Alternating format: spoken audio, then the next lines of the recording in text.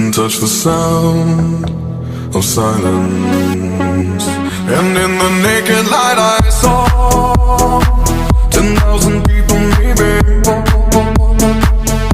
people talking without speaking, people hearing without listening, people writing songs that voices never share, and no one dared disturb the sound of silence. Fool said, you do not know. Silence like a cancer grows. Hear my words and I might teach you. Play my arms and I might reach you. But my words, like silent raindrops, fell